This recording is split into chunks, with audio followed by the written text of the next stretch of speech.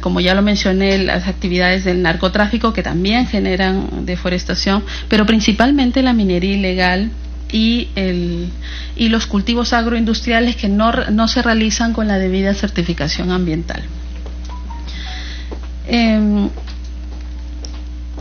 Madre de Dios, por ejemplo, la deforestación nos muestra el aumento de la minería ilegal. Respecto de la minería ilegal, la Defensoría del Pueblo inició una supervisión en el año 2012 y la ha continuado anualmente. En aquella época nosotros señalábamos que se necesitaban una articulación adecuada para que el Estado pueda tener una mayor consistencia en el control en el terreno, ¿no? Y también, obviamente, atacar el mercado ilegal. Nosotros hicimos una supervisión de todos los decretos legislativos que se emitieron en el año 2012 al 2014 y sobre eso hicimos un primer balance. Y lo que encontramos es que, si bien es cierto, a nivel normativo hubo un esfuerzo muy importante del Estado, la debilidad es que el mercado ilegal del oro es un mercado que tiene tantas puertas de salida del país, que finalmente ese mercado sigue siendo un mercado muy potente y muy poderoso. Por un lado, el precio de la onza del oro, ¿no?, y la facilidad con que ese oro sale por Bolivia, o sale por los puertos, o sale por muchos lugares, ¿no? La facilidad que tiene el oro de movilizarse y de comercializarse de manera ilegal hace que los esfuerzos que tiene el Estado sean totalmente insuficientes para el tamaño de esa ilegalidad, ¿no? Entonces, la Defensoría del Pueblo ha sido testigo de que, por lo menos, por ejemplo, hubo un esfuerzo importante en materia de interdicciones y de persecución, ¿no?, en el territorio, sobre todo entre el año 2012 y 2015, bastantes interdicciones. No obstante, la cantidad de interdicciones, incluso las que se desarrollan hasta la fecha, la cantidad de interdicciones y operativos que se desarrollan en el país no son capaces de hacer retroceder a la minería ilegal. Es decir, puede ser de que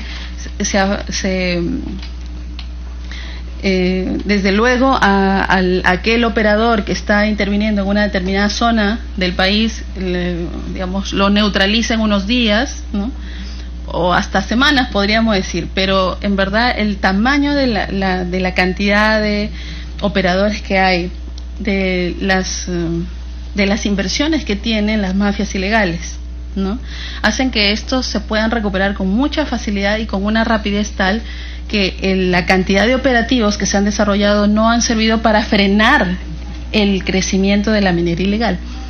Dicho de otro modo, las cifras de la deforestación nos muestran que la minería ilegal aumenta cada año, ¿no?, y aumenta en su destrucción de los bosques, y aumenta en su destrucción de la salud de las poblaciones indígenas, y aumenta en su destrucción, en verdad, en el tejido social también, porque la minería ilegal es una actividad que produce sistemáticas vulneraciones de derechos humanos.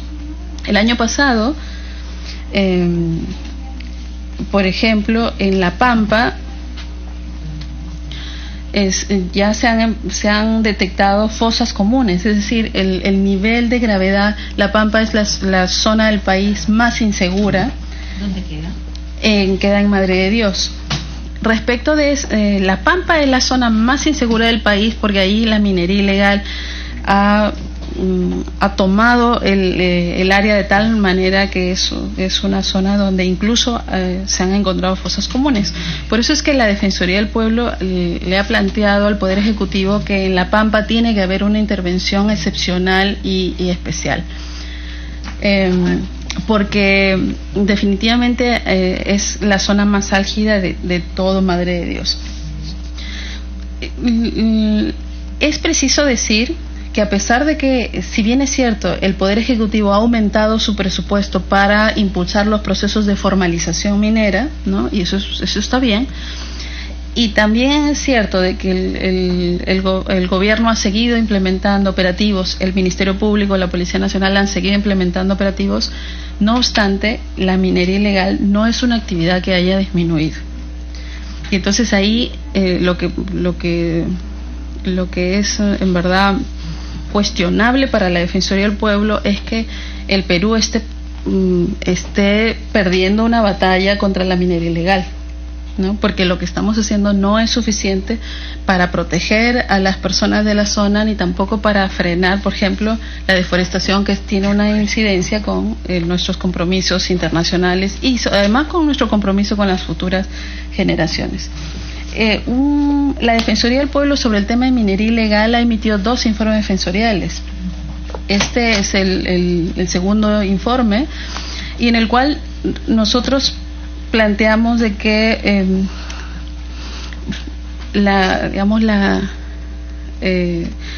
por un lado mostramos que este es un problema muy complejo, que a pesar del incremento de las acciones del Estado no se ha podido frenar esta actividad. Y por otro lado reflexionamos en que por la magnitud del problema el gobierno peruano no puede actuar solo, es decir, el oro finalmente sale del país y es consumido, este oro ilegal es consumido en otros países, ¿no? Donde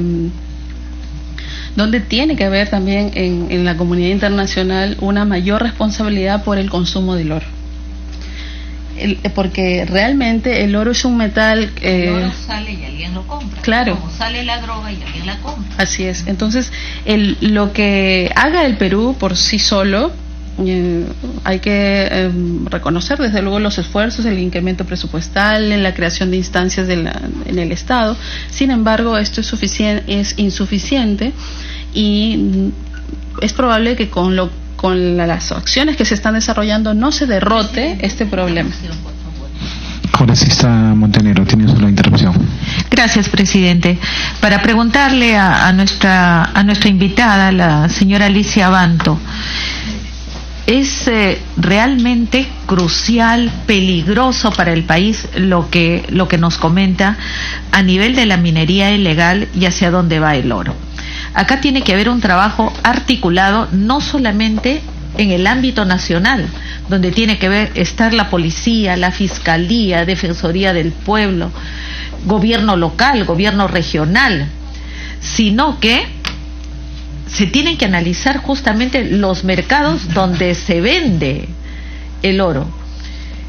Y obviamente quienes compran ese oro también son informales, porque no me digan que le dan factura por la compra del contrabando. Entonces,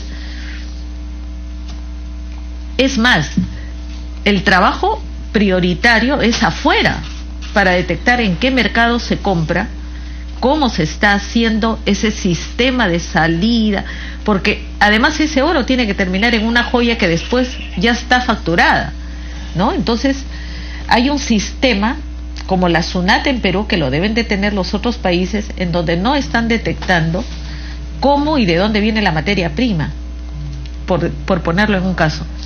Pero a nivel del país, no solamente en Madre de Dios, yo vengo de la región La Libertad, la zona de Huamachuco, ¿no? Tiene un cerro que ya se carcomió y no les interesa invadir otros terrenos y hacer lo mismo. Pero en Quirubilca se desactivó una mina, ya ha quedado en blanco la mina, ¿no? Se fueron los trabajadores, ya han desaparecido todas las instalaciones, pero ¿qué hacen esos mineros para vivir? Se van a donde pueden seguir haciendo lo mismo, entonces migran hacia donde hay. Entonces vemos que detrás de la minería ilegal hay un problema social, ¿no es cierto? Porque esas personas, miles, tienen familias. Entonces ahora han ido, todos los que han dejado Quirubilca han terminado nuevamente en otros cerros de Huamachuco, empeorando el rol. Entonces vemos que no solamente matan a nuestros arbolitos, o sea, matan la agricultura y matan personas y mueren niños que trabajan en estas zonas, y te vas a dar cuenta que los pueblos van quedando como carcomidos y olvidados, como Cerro de Pasco, ¿no? Así es. Otro tipo de minería, pero pueblo totalmente oscuro, olvidado, y por más que las autoridades locales quieran hacer algo por esa problemática, no pueden, porque la criminalidad ahí es tan alta que les cuesta la vida, ¿no? Han ido los entes controladores, detectan el problema, apuntan el problema, pero ahí quedó. Porque si se meten con ellos, es peor que la mafia del narcotráfico, ¿no? Entonces, desde la Defensoría del Pueblo, ¿cómo ven en una solución? Obviamente no es de corto plazo, pero ¿hacia dónde es la salida?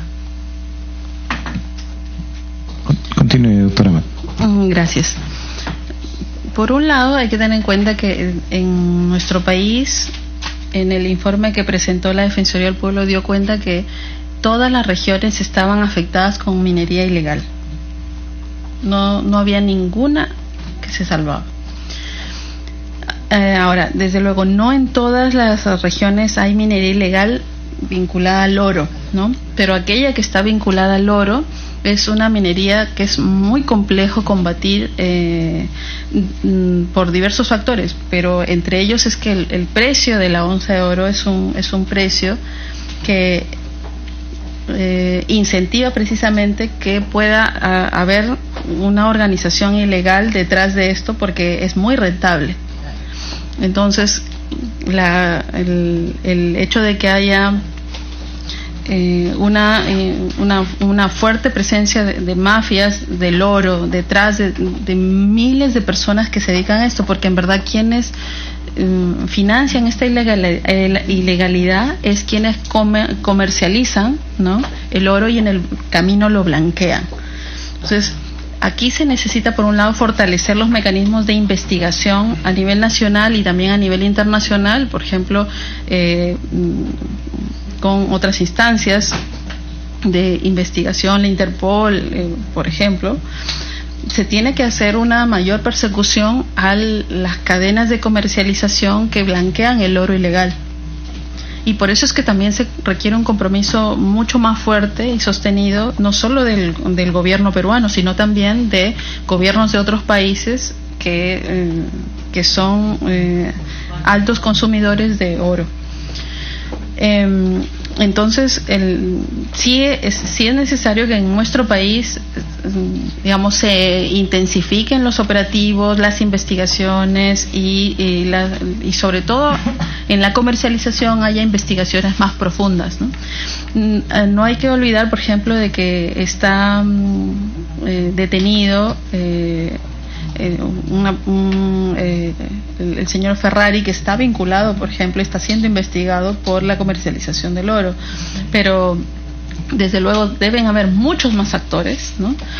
Y en el tema de la comercialización de oro hay mucho más por investigar, y en este punto la Defensoría del Pueblo le ha planteado siempre que el Ministerio Público pueda tener los recursos y el equipamiento adecuado para poder hacer investigaciones mucho más contundentes vinculadas a la minería ilegal. Claro, también es cierto que en nuestro país el Ministerio Público afronta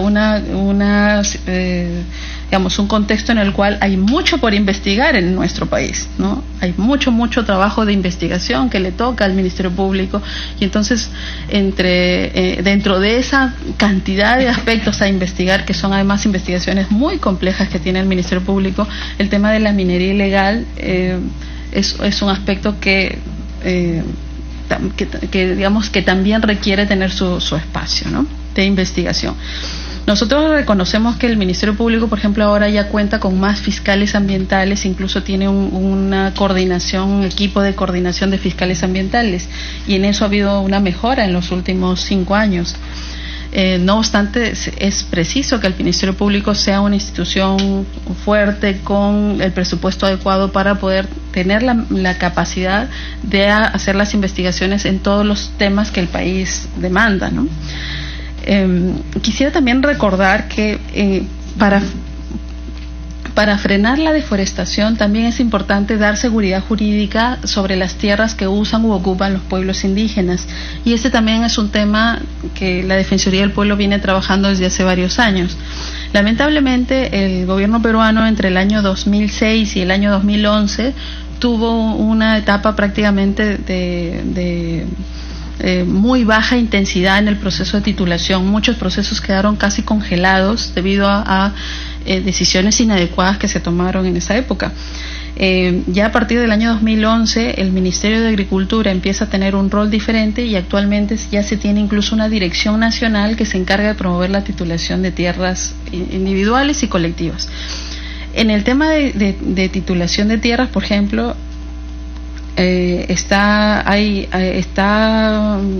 una tarea importante que tiene que realizar los gobiernos regionales liderados por el Ministerio de Agricultura, que es culminar la titulación de al menos 450 comunidades nativas en la Amazonía. Estas titulaciones son importantes porque además el gobierno peruano tiene un programa nacional de conservación de bosques. Este programa, que todavía está en una fase, digamos, inicial, pero es un programa muy interesante que sería importante y valioso que en esta comisión pudieran revisarlo más a fondo. El programa de conservación de bosques le brinda a las comunidades nativas una transferencia económica. Se llama transferencia condicionada para la conservación. Entonces, a las comunidades les pagan un monto, me parece que son 10 soles por hectárea cada año, para que las comunidades se organicen, conserven gran parte de sus bosques y también son apoyadas para desarrollar actividades que son sostenibles, por ejemplo con el cacao o con el ecoturismo, etcétera. Para que hayan más comunidades en nuestra Amazonía, que estas comunidades en lugar, por ejemplo, de ser afectadas por la minería ilegal o por el narcotráfico o por el cultivo agrícola migratorio o por las actividades, actividades de agricultura que no sean sostenibles, estas comunidades deberían de recibir transferencias económicas del Estado para poder recibir sus incentivos económicos para la conservación de los bosques. El programa nacional que tiene a cargo el Ministerio del Ambiente es un programa que en la primera fase de evaluación ha recibido una valoración positiva. Desde luego, en opinión de la Defensoría del Pueblo, el Programa Nacional de Conservación de Bosques debería ampliarse mucho más. Actualmente, son todavía muy pocas las comunidades que reciben estas transferencias condicionadas de parte del gobierno, son muy pocas. Entonces este programa debería de tener más presupuesto. Actualmente hay que tener en cuenta que hace aproximadamente 5 años no existían fondos públicos ni para la titulación de tierras de las comunidades indígenas y tampoco para apoyar programas de conservación de bosques. Es a raíz de las negociaciones que ha tenido el gobierno peruano alrededor del tema de cambio climático en las COP. Allá por el año 2010 el gobierno peruano empezó unas negociaciones para poder recibir financiamiento internacional para el programa de conservación de bosques. Yo creo que va a ser muy valioso que esta comisión pueda, por ejemplo, recibir el informe del responsable del Programa Nacional de Conservación de Bosques, porque desde el 2010 a la fecha este programa ya trabaja con varias comunidades y tiene resultados muy interesantes. Pero para eso la Defensoría del Pueblo piensa que y propone, en verdad, desde la Defensoría del Pueblo, es que por un lado se garantice el financiamiento para la titulación de tierras de las comunidades y paralelamente se garantice el financiamiento para aumentar el número de comunidades que se ven beneficiadas por las transferencias directas condicionadas. En ambos casos, desde luego, necesitamos negociar con la comunidad internacional para recibir los fondos, pero también necesitamos asegurar fondos públicos para hacer esto sostenible en el largo plazo. Permítame, doctora, una interrupción del congresista Gloria Montenegro. Esa es la palabra. Gracias, presidente. Gracias, doctora Abanto. Sí, presidente, para pedirle, me parece sumamente importante, creo que desde la comisión deberíamos invitar a que participe este programa de conservación de bosques. Sí, para saber realmente cuánto tiene de presupuesto, qué están haciendo y cómo desde el Congreso lo podríamos ayudar con normas complementarias. Y también pedirle a nuestra invitada, cuando hablamos de comunidades andinas, hablamos de comunidades tanto en zonas rurales, de sierra, de selva, o hay alguna zona explícita donde está funcionando esto. Eso por un lado. Y por otro lado, cuando hablamos de negocios rentables, hablamos del negocio de la coca y el negocio del oro. ¿Cuánto es el costo de la onza que sale, por ejemplo, de Madre de Dios, y en cuánto se vende en el extranjero? O sea, ¿cuál es ese valor comparativo? Porque cuando hacemos los proyectos para cultivos alternativos, hablamos de café, de cacao, de productos orgánicos que tienen un nivel de rentabilidad. Entonces, tenemos que trabajar muy bien en productos rentables que le permita realmente un cambio de vida a toda la gente de las comunidades, ¿no? ¿Cómo se ve ese tema rentabilidad versus rentabilidad social, ¿no? Sí. Continúe, doctora Bento. Gracias por las preguntas. Sobre el tema de las comunidades indígenas, ¿no? Tradicionalmente las comunidades nativas son las que están en la Amazonía y son las comunidades indígenas, también denominadas comunidades nativas, las que reciben el financiamiento que he mencionado a través del Programa Nacional de Conservación de Bosques. Estas transferencias directas condicionadas para conservación de bosques está yendo a la Amazonía, a las comunidades indígenas de la Amazonía. Pero todavía son muy pocas, ¿no? Tengo entendido que son menos de 100 comunidades las que reciben estos beneficios, con cargo a que la cifra exacta no la tengo en este momento, pero hay que tener en cuenta que en la Amazonía existen aproximadamente 1.500 comunidades amazónicas. Entonces estamos todavía en una etapa inicial, como he mencionado hace un rato, pero creo que debería ser una prioridad del gobierno aumentar este programa para garantizar incentivos para la conservación. ¿Y por qué hay que aumentar este programa? ¿Por qué? Porque las amenazas son muy grandes, porque la minería ilegal sigue avanzando, sigue creciendo.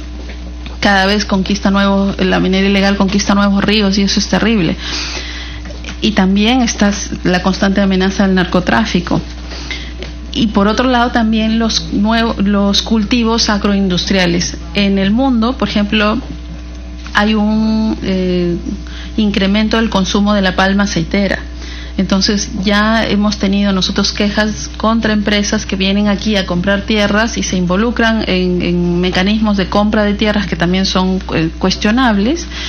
Y entonces, para que las comunidades puedan gestionar ellas mismas sus tierras y evitar entrar en situaciones que puedan más bien perjudicar el bosque, se necesita aumentar estos mecanismos económicos.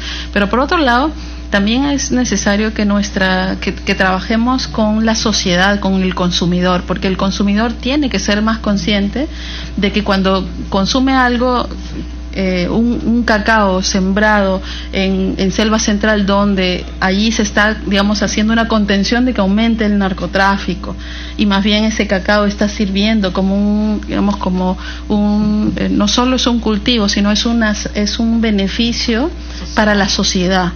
Entonces creo que con los consumidores también tenemos que trabajar de tal manera que cuando compramos eso podamos reconocer el valor económico y crear conciencia en los consumidores, tanto como para dejar de consumir aquello que tiene un alto costo ambiental y social. Por ejemplo, la carne tiene un alto costo ambiental y social, porque en muchas zonas, como en Brasil, por ejemplo, la carne es un producto que se obtiene a partir de mucha deforestación. Y entonces, bueno, tenemos que ser conscientes de que cuando consumimos ciertos productos generamos más contaminación ambiental, más gases de efecto invernadero, y estamos yendo en contra, digamos, de la lucha contra el cambio climático. Y más bien cuando consumimos un cacao o consumimos productos elaborados por las comunidades indígenas, ¿no? Tenemos que reconocer el valor de darle sostenibilidad a sus actividades económicas. En eso el gobierno tiene que tener una labor mucho más fuerte en incentivar y promover actividades que beneficien directamente a las comunidades. Si las comunidades reciben los beneficios directos de los recursos que aprovechan, entonces no se ellos van a defender su propia actividad económica de otros actores, ¿no? Una cuestión adicional que quisiera mencionar sobre el tema de la Amazonía es que la Defensoría del Pueblo también ha cuestionado, y ahí voy a comentar algo vinculado a una norma que aprobó el Congreso de la República. Este año el Congreso de la República aprobó una ley que hace referencia al tema de las carreteras en la Amazonía. Y sobre este punto la Defensoría del Pueblo ha señalado que aunque una ley diga que se declara de necesidad o de interés nacional respecto a las carreteras en general en la Amazonía, esta ley no puede ser interpretada a espaldas de lo que manda la Constitución y otras leyes que protegen los bosques y protegen a los pueblos indígenas. Entonces, nosotros hemos mandado nuestras comunicaciones al Poder Ejecutivo y también a los gobiernos regionales diciéndoles que esta ley no puede ser interpretada para aprobar la construcción de carreteras ni en parques nacionales, o sea, no se pueden construir carreteras afectando las áreas naturales protegidas que tienen áreas intangibles, ¿no?, para este tipo de infraestructuras. Y tampoco se pueden construir carreteras afectando las áreas donde viven los pueblos indígenas que viven en situación de aislamiento o en contacto inicial, porque estas reservas indígenas también tienen una intangibilidad que debe ser protegida en la interpretación de las normas. Entonces, este tema es un tema muy delicado. ¿Por qué? Porque hay actores que desean construir carreteras en la Amazonía y desde luego hay zonas en la Amazonía donde se pueden construir carreteras y hay zonas de la Amazonía donde no se pueden construir carreteras. No es porque no se puedan por una cuestión simplemente de una postura, ¿no? Sino que es que no se puede porque la Constitución y la ley así lo establecen. La Constitución señala que el Estado tiene que garantizar la protección de los recursos naturales y de la biodiversidad y garantizar además los derechos de las personas. Entonces, respecto de los pueblos que viven en situación de aislamiento, hay mecanismos de protección que hay que tomar, ¿no? Entonces, por ende, el tema de las carreteras es un tema que tiene que ser adecuadamente gestionado y en ese punto el Ministerio de Transportes y Comunicaciones ha empezado a ordenar la información sobre el tema de las carreteras que son parte de la red vial nacional y eso creo que va a dar mayor predictibilidad para este asunto.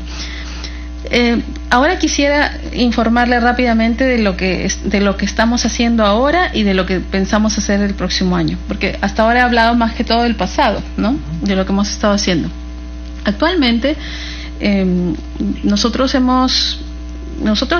la Defensoría del Pueblo dio su opinión favorable al proyecto de ley marco sobre cambio climático y saludamos su aprobación porque consideramos que esta es una ley que tiene que impulsar a todos los sectores económicos a adaptar, ¿no?, y a desarrollar las actividades ya considerando este factor. Entonces es un paso muy importante. Por eso es que también nosotros vemos como eso, nosotros para la Defensoría del Pueblo es una medida adecuada que el Poder Ejecutivo haya abierto el proceso de participación ciudadana y también haya anunciado el proceso de consulta previa a las organizaciones indígenas sobre el proyecto del reglamento de la ley. Esto es importante porque en un proceso de participación ciudadana y de consulta previa es crucial que se genere la mayor legitimidad posible respecto a la importancia de implementar esta ley, ¿no? En la medida de que hayan más actores del sector privado, de la sociedad civil comprometidos con esta ley, será mucho mejor avanzar en su implementación. Por eso, ahora que se ha publicado el proyecto de reglamento, la Defensoría del Pueblo está preparando también sus aportes para esta norma. Cuando sea publicada nuestra opinión, también le enviaremos en todo caso una copia a la comisión para que estén informados sobre nuestros aportes. Y dado que ya estamos cerrando el año, entonces, ¿qué tenemos previsto? Nosotros tenemos previsto hacer el seguimiento del proceso de participación ciudadana y de consulta previa del proyecto de reglamento. También tenemos previsto hacerle el seguimiento a las primeras acciones de implementación de la ley, pero principalmente queremos enfocarnos en las medidas que vaya a tomar el Estado para hacer que los gobiernos regionales puedan mejorar sus mecanismos y transparentar los mecanismos respecto de la otorgamiento de tierras y de las autorizaciones para realizar actividades en los bosques, ¿no? Es decir, vamos a tener una especial atención de supervisión en las autoridades forestales, en el CERFOR y en los gobiernos regionales, para que pueda haber una mayor transparencia y rendición de cuentas sobre cómo se están protegiendo los bosques de nuestro país. Nosotros queremos priorizar este aspecto. Y en el tema de titulación de tierras también queremos informarle que estamos por publicar un nuevo informe sobre el proceso de titulación de tierras indígenas en el Perú.